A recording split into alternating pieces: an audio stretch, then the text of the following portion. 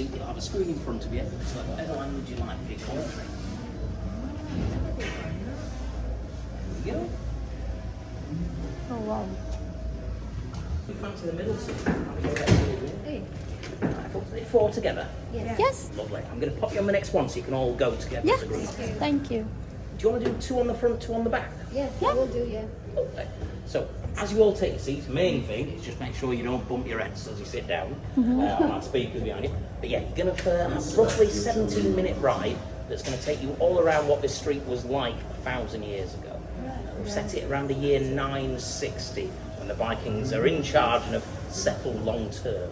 So yeah, you can see what it's like there. Okay. So I'm going to do the back row first, so whatever wants the high seats, if Ako, you like. ano to? Oh. Okay. Thank you. Thank you. Oh, you okay? Yeah. It's easy done. Okay. Once you're all settled in, you've got to select whatever language you'd like for your commentary. No, English na, English. Did you choose? Commentary will begin just as you turn the corner onto the Oh, okay. Thank you. Please select your chosen language now.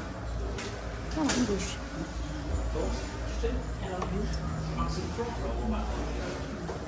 We are going to take you back in time to your Tanaw mo. Hoy. Tanaw mo. Mina ka na, mina.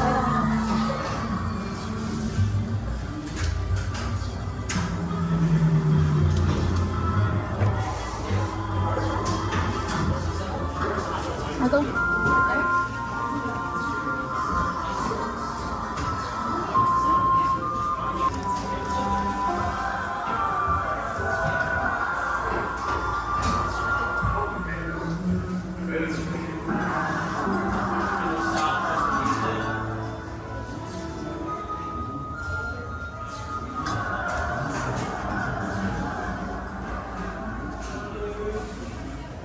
Around the time that Eric Riverside, the last Viking king in Jorvik, was banished, Jorvik expanded dramatically, with new streets, new churches, and a brand new style of houses. It was a busy place, with people arriving from all over the Viking world to visit, trade, and settle. In this multicultural society, people have different appearances, languages, religions, and possessions. The remains of part of this thriving city were found right here, and by carefully piecing together all of the archaeological evidence and what we know from other sources, you can now Says visit Simon the Kapot. Viking Age.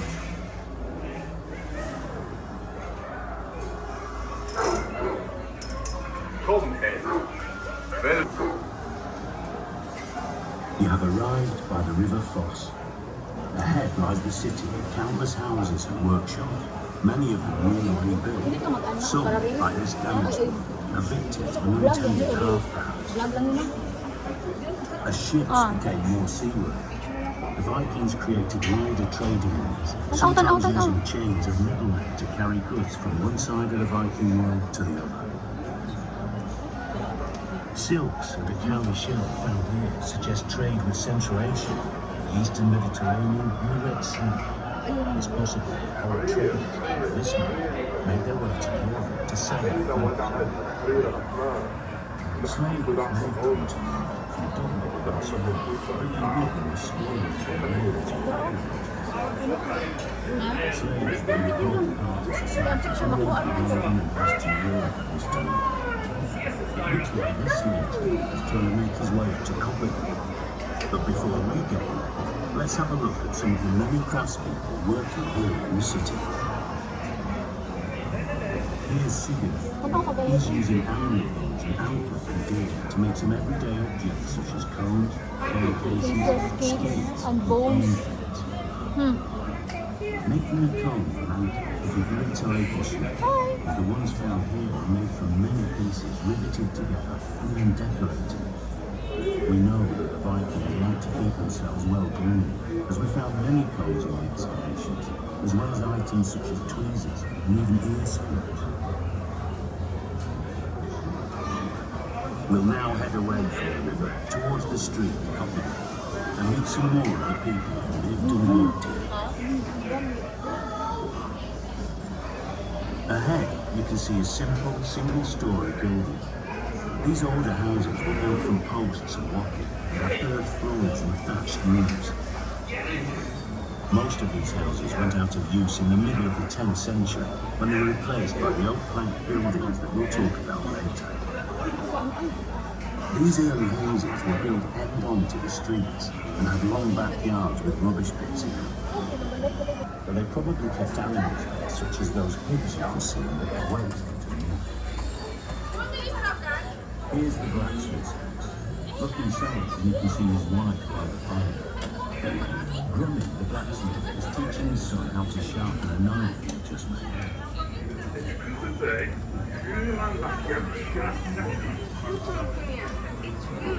The smiths were masters of their craft, and they were learning everything from nails to beautifully made diamonds. Now we'll go across to the next property and visit his neighbour Henry, a wood turner who lives in one of the new style wooden plank buildings. Henry is making cups and bowls by turning wood such as oak, brass and his coal blade. You can see all the wooden coal waste in the building. It's this trade that many think gave its name to the street of the cup makers.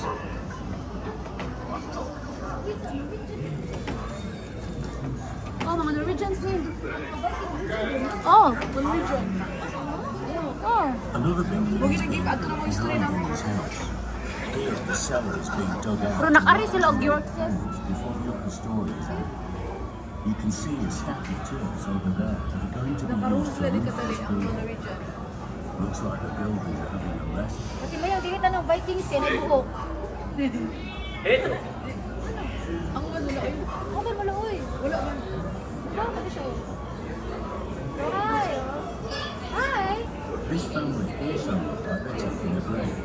The children being taught to play nefertiti by their grandparents.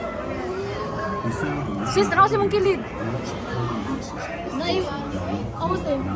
Ako na.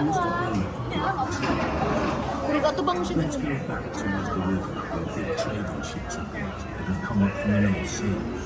Here, traders are unloading their goods alongside fishermen cleaning their boats. Goods and raw materials from across Britain, as well as rare and valuable items from further afield, were brought into the river here. Iron alloy products from Britain alongside amber, sharpened stone, and Riverside from Scandinavia, and good wine from Ireland. Jorvik was truly bustling, a vast international trade. Here's some fishermen cleaning their catch and mending their nets.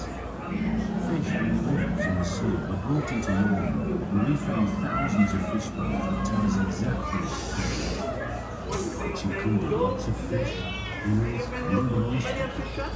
So these men were probably doing the roaring trade. This day was widowware. Have a look at Could only Max be worth to the rock. his face has been Say a fool. reconstructed. Why you doing He's this found way? scrolls found in York. Later on in the visit, we see more real. This next bit Pero nagkuha man ka ka. where the people living there seem to have been down their own path. Mami, pagkuha ka rin na. Strong police and died alone while they worked on textiles in which they made their own clothes.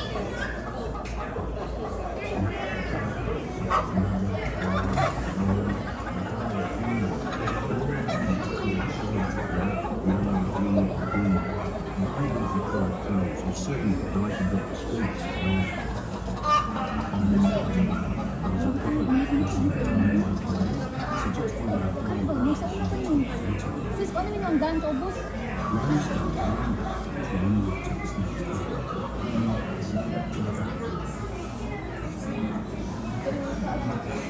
Gani.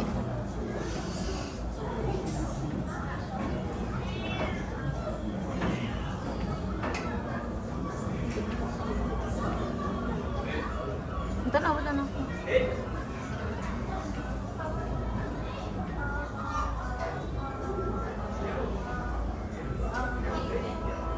We are now entering one of the new style Padlock mo na eh. plantations. We're still Padiha ko discussing do. whether these buildings were one or two-story, but Ikaw there ay gunit are ani, sis. rooms or cellars below ground level. Ano mo? As we travel through Naghiya these lang two ka naging rooms, ano, you can imagine that the floor at the back is being Karong nga built, gunit ha. and you can see the cellar Salig ko below nimo. where goods are stored. Bahala ka dira. Above this sunken room, the window openings are only small, so as you can Di mo pasul ko na eh. Ah, in this front room, you can see a woman working at the loom, which was used to weave tigkuhan siya woolen kuhan. cloth for clothing. Nagkuhan siya ka ng tela. Tela.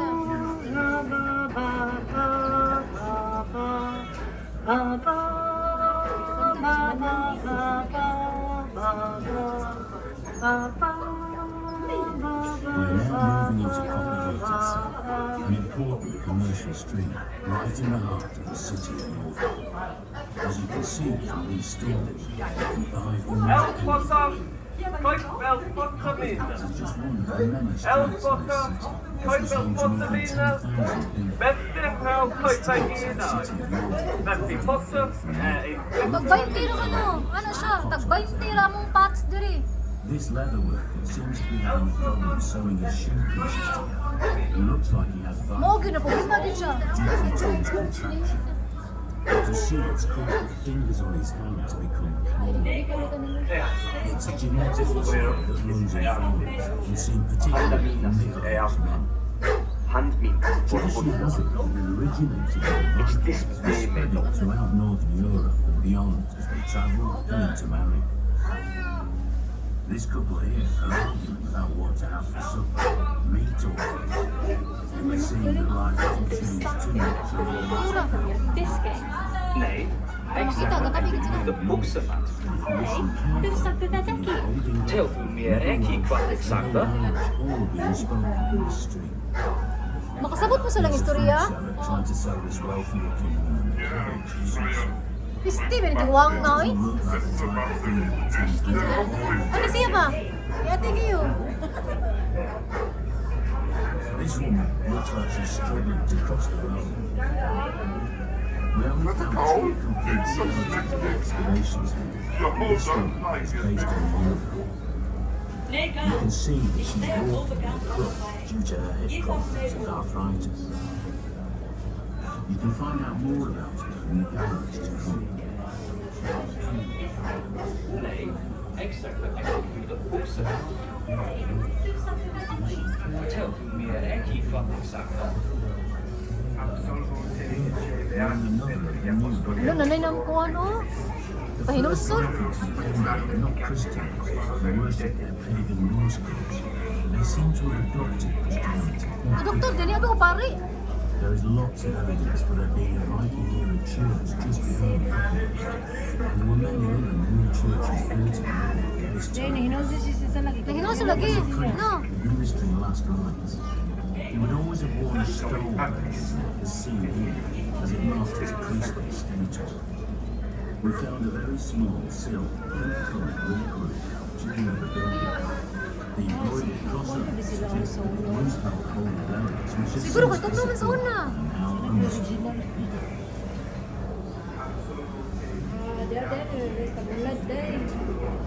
Mo ni na market siguro kay huguman. Property is separated from the community by woven wood fences. We know from the 5 tons of animals that were found in the excavation. People's diet was quite similar to ours, with lots of beef, pork and mutton, as well as poultry and fish. Supplying this food may have been one of the reasons for the major changes in the countryside to see around at this time. In this backyard, animals have been slaughtered to provide meat and other resources.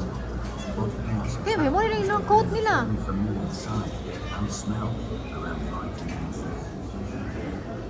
As well as supplying meat, carcass also provided meat and Sira sa now? resources for activities. Stomach contents encountered the other byproducts of the slaughter. There must have been loads of food burned in the villages and going towards the city. Kana mo buko?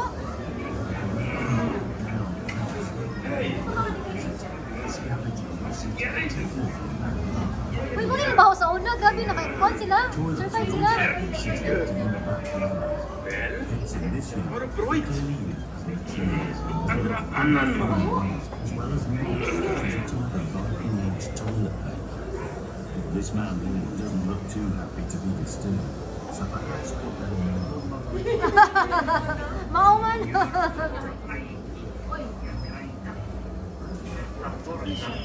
Hindi na to sa story. Going up. In the excavations at London, we found a few Viking Age musical instruments, including a set of